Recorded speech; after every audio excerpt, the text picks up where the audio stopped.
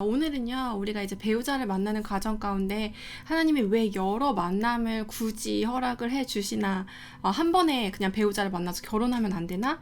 라는 의문들이 있으신 분들이 있으세요. 그래서 여기에 대한 얘기를 해 드리려고 합니다. 심리학하는 교회 언니 헵시바. 일단 첫 번째 이유는요, 겸손한 마음을 갖게 하시려고 그런 것 같습니다.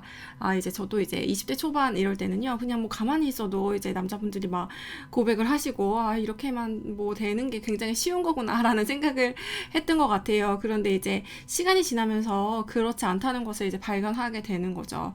그래서 우리가 이제 결혼해서 살려면 장기적인 관계를 굉장히 인내심 있게 한 사람과 이렇게 어떻게 보면 가꾸어 나가야 하는데, 여기에 대한 우리가 겸손한 마음이 없다면 뭐 너 아니어도 뭐 남자는 많아, 너 아니어도 여자는 많아, 나는 뭐 인기 많았거든, 막 이런 생각이 조금이라도 있다면 아무래도 그 사람을 향하여서 소중한 것을 소중하게 대할 수 없게 되는 것 같아요. 그래서 어떤 지난 만남들을 통해서, 지난 만남의 아픔들을 통해서 하나님이 배우자를 굉장히 소중하게 여길 수 있는 마음을 허락해 주시는 것 같습니다. 자, 그래서요, 우리가 이제 결혼할 때가 되면요, 막 이거저거 따지고 막 이렇게 하기보다는 정말 내가 서로 사랑할 수 있는 그러한 사람을 만나기만 하면 좋겠다, 약간 이런 식으로 되게 기준이 낮아지는 것을 볼 수가 있어요. 그래서 이렇게 저렇게 생각을 하기보다는 내가 마음을 서로 나누고 그냥 영혼이 통하는, 그냥 하나님 정말 인도해 주신다는 확신만 있으면 정말 결혼을 할 수 있을 것 같다, 이런 식으로 마음이 이제 낮아지게 되죠. 그래서 이런 과정을 거치게 하시려고 하나님이 어떻게 보면 여러 만남을 허락해 주시는 것이 아닌가라는 생각이 듭니다. 그래서 우리가요, 그냥 뭐 쉽게 연애를 하고 뭐 쉽게 만나고 이런 것은 뭐 쉬울 수 있겠죠. 하지만 결혼할 단 한 사람을 찾는 과정은 누구에게나 쉽지 않고요, 누구한테나 시행착오가 있는 것 같아요. 그래서 단 한 사람을 만나는 것이 정말 어렵구나, 그렇게 간단한 문제가 아니구나라는 것을 깨닫게 하시기 위해서 우리에게 이제 여러 만남들을 허락해 주시는 것 같습니다. 자, 그래서 우리가 사람에 대해서 기본적으로 이제 겸손한 마음을 갖게 되고, 나는 뭐 그렇게 내가 대단한 것이 아니구나 라는 생각들이 이제 자리 잡아질 때쯤 이제 어떻게 보면 배우자를 만날 수 있게 되는 것 같고요. 우리가 흔히 이제 교회에서 그렇게 잘난 언니가 왜 그런 남자랑 그런 오빠랑 결혼을 할까, 막 이러면서 갑자기 이제 결혼이 정해지고 막 훅 가는 거 보면은 좀 의아할 때도 있을 것 같아요. 그런데 사실은 그 자매 언니는 그 현실적인 어떤 기준에 대해서 인정을 하게 된 것이고, 그리고 어떻게 보면 진짜 영혼을 통해서 만나게 되는 거죠. 그래서 이것저것 따지고 이러한 그런 어떤 내 액세서리를 고르려는 마음이 아니라 하나님이 인도해 주시는가, 그리고 내 영혼으로 이제 서로 사랑할 수 있는가, 이런 정말 굉장히 본질적인 질문에 대한 대답이 나오면 사실은 결혼을 하게 되는 것 같아요. 그래서 이러한 관점을 가져가기 위해서, 뺄 거 다 빼게 하기 위해서 어떻게 보면은 우리가 이제 배우자를 만나기 전에 여러 만남을 허락해 주시는 것 같고요. 그러면요, 헵시바님, 한 번에 딱 만나서 결혼까지 가는 경우는 무엇이죠? 라고 여쭤보는 경우가 있어요. 그런 분들이 너무 부럽다고, 더 이상 나는 이 연애 때문에 상처받고 싶지 않다, 이렇게 얘기하시는 분이 있는데, 제가 이거를 뭐 이렇게 하나님도 아닌데 어떤 사람은 왜 한 명만 만나서 결혼까지 되냐라는 것을 이제 정확하게 얘기를 할 수 없지만, 제가 드는 생각은 무엇이냐면요, 그분들은요, 그렇게까지 어떻게 보면은 자기 자신에 대한 과신을 많이 하지 않으시는 분들이는 가능성이 많은 것 같고요. 그리고 이미 그 사람을 대하는데 겸손한 자세가 갖춰진 사람일 수도 있죠. 그래서 함부로 다른 사람들한테 이제 눈을 돌리지 않을 만한, 겸손하게 그 상대방을 존중할 만한 것들이 어떤 다른 일들을 계기로 해서 이미 장착이 되어 있으신 분들도 있고요.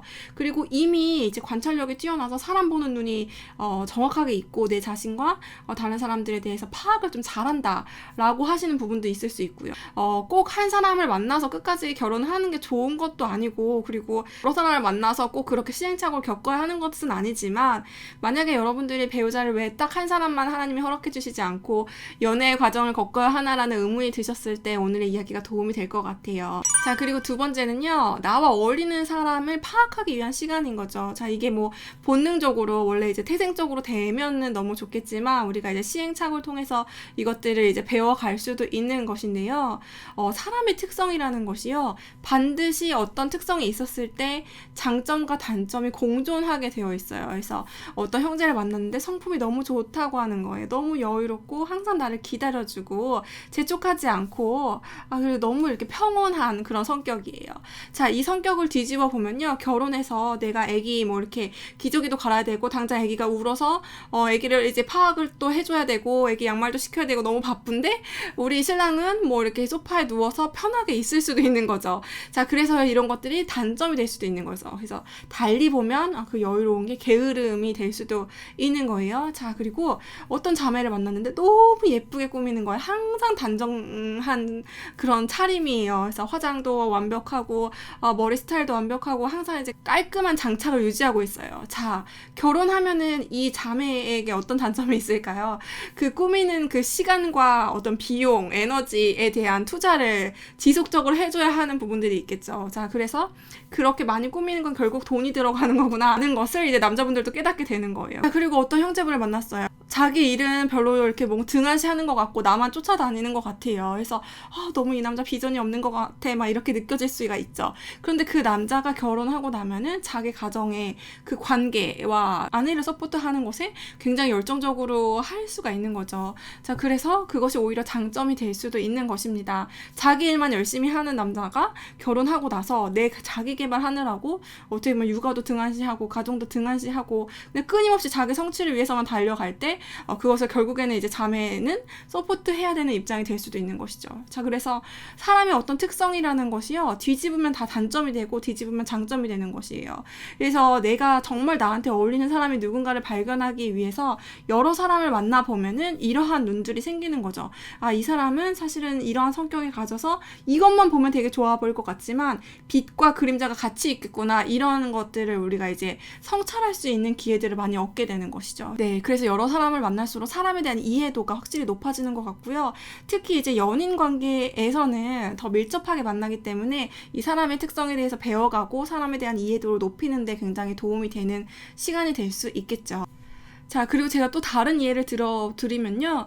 제가 이제 생각을 해보니까 지금 우리 신랑이 갖고 있는 어떤 조합들이 있어요. 근데 이제 저는 이제 사람한테 관심이 많고 아무래도 이제 사람의 심리나 성향에 대한 것들에 대한 것을 관찰하거나 그리고 그것들을 공부하는 것을 좋아하는 성향이니까 우리 신랑을 이렇게 분석해 봤을 때 우리 신랑이 갖고 있는 것들이 5가지가 있다고 쳐봐요. 그래서 A, B, C, D, E가 있는데 제가 지나온 남자들을 보니까 우리 신랑이 갖고 있는 외모가 그때 어떤 A 남자한테 갖고 있던 외모였던 거 그리고 우리 신랑이 갖고 있던 지금의 어떤 그런 기질이 B 남자한테 갖고 있던 기질 그리고 우리 신랑이 갖고 있는 어떤 C라는 특징이 내가 끌렸던 그 예전 남자애한테 C라는 특징이 갖고 있었고 이런 것들이 있더라고요. 그런데 그 조합들만 가지고 있었지 이 예전에 지나친 남자들은 부분이었다는 생각이 드는 거예요. 그래서 우리 신랑을 봤더니 우리 신랑이 그 갖고 있는 A, B, C, D, E라는 조합을 다 갖고 있는 뭔가 완전체구나 이런 생각이 들었어요. 이것은 제가 이제 이런 부분에 대한 생각을 좀 많이 하는 스타일이라서 발견을 한 걸 수도 있는데요. 어쨌든 그런 모습을 보면서 우리 신랑을 보면서 되게 만족스럽다고 처음에도 느꼈고 이제 계속 보면서도 우리 신랑만큼 나랑 어울린 사람은 없구나라는 확신을 제가 가지게 됐거든요. 그래서 지난 연애가 분명히 내가 끌렸던 요소들은 이유가 있었기 때문에 끌린 거죠. 그 요소 하나하나는 끌렸지만 전반적으로 전체적인 조화를 봤을 때는 나랑 어울리지 않았기 때문에 이제 헤어지게 된 거예요. 그런데 이제 내가 배우자를 만나게 되면 그 조합들이 어우러져 있는 모습들을 보게 된 것 같아요, 저는. 그래서 지난 만남들을 통해서 이런 것들을 찾는 데 도움이 됐던 것 같거든요. 그래서 이런 식으로 하나님이 나한테 어울리는 짝이 누구인지에 대한 확신을 갖게 하시기 위해서 이러한 저런 경험들을 또 허락해 주시는 것 같기도 합니다. 세 번째는요, 우리가 이제 연애를 통해서 인격적인 성장을 하게 되는 것이죠. 그래서 인격적인 성장에 대한 관점을 이야기를 많이 드리는 편인데요. 어떤 부분이 인격적인 성장이냐라고 봤을 때 우리가 있잖아요. 연애를 하게 되면요. 아무래도 친구 관계에서 느낄 수 없었던 그 감정의 이제 폭 같은 것들을 이제 경험하게 되는 것이죠. 그래서 친밀함의 강도가 가장 강한 상황에서 이제 연인과의 관계를 맺기 때문에 내가 이렇게까지 내가 화를 내는 사람이었나 라는 것들을 발견할 수가 있고 내가 이렇게까지 다른 사람들을 조종하는 사람이었나 이런 것들을 발견할 수도 있는 거죠. 그리고 내가 이런 부분에서는 지나치게 자존심을 세우고 있구나 라는 것을 이제 상대방의 피드백을 통해서 알게 되는 거죠. 그래서 내가 이렇게 했을 때 이렇게 했는데 내가 이렇게까지 상대방의 반응이 크게 올진 몰랐는데 내가 너무 배려가 없었구나 라는 것들 이런저런 것들을 통해서 내가 내 자신을 발견하게 되고 그래서 성찰하는 지점들을 구체적으로 알게 된다는 그러한 이점이 있는 것이죠. 그래서 다른 사람들한테는 다 드러나지 않았던, 그래서 조금 멀리 있는 사람한테는 뭐 누가 착하지 않을 수 있겠어요. 근데 이제 가까이 감정이 그렇게까지 민감하게 섞이는 상황에서는 내가 이럴 때 이렇게 행동하는구나, 이럴 때 이런 실수를 항상 반복하는구나, 아마 이러면서 뭔가 나의 성찰 지점들을 계속 발견하게 되고, 그러면서 인격적인 성장이 일어나는 것이죠.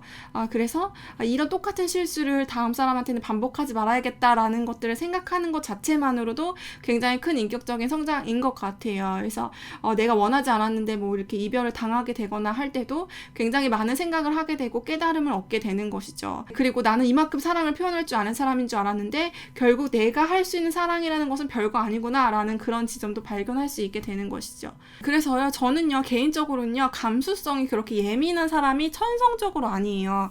그런데 제가 이 연애 이런 것들을 경험하면서 하나님이 제 감성에 대한 그 폭을요 정말 끝까지 이렇게 늘려주셨던 것 같아요. 그래서 저는 그렇게 감성이 어떻게 보면 이제 풍부한 스타일이 천성적으로 아닌데, 이러한 관계들을 통해서 하나님이 그런 감정들을 다양한 폭으로 느낄 수 있게 해주시고, 제가 그것들을 이제 느끼고 싶지 않아 하는 스타일인데 그 느끼는 것들을 통해 다른 사람들을 공감하고 이해하는 폭을 넓혀주셨다는 생각이 들어요. 저와는 반대로요, 어떤 분들은 너무 감정의 롤러코스터를 자주 타시는 분들이 있어요. 그래서 감정이 전부다인 것처럼 사시는 분들은 사실은 굉장히 이제 어떻게 보면 이제 넘어지기 쉽죠. 그리고 이 이성관계에 있어서도 무너지기 쉬워요. 그리고 계속 같은 실수를 반복하시기 쉬운데요, 그런 분들은 오히려 저와 반대로 감정이 다가 아니다 라는 것들, 감정을 절제하는 것들, 감정만으로 내 인생의 항로를 결정하는 것이 얼마나 위험한지에 대한 것들을 깨닫게 하시는 부분도 있는 것 같더라고요.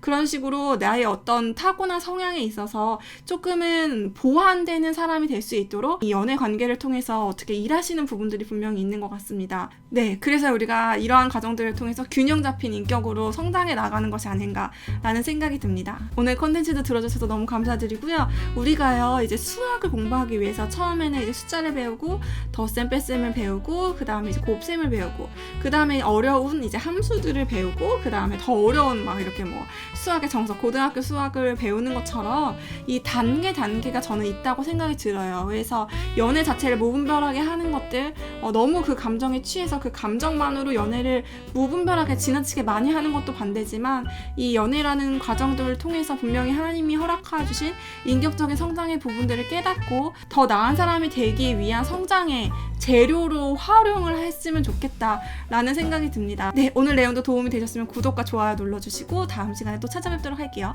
샬롬!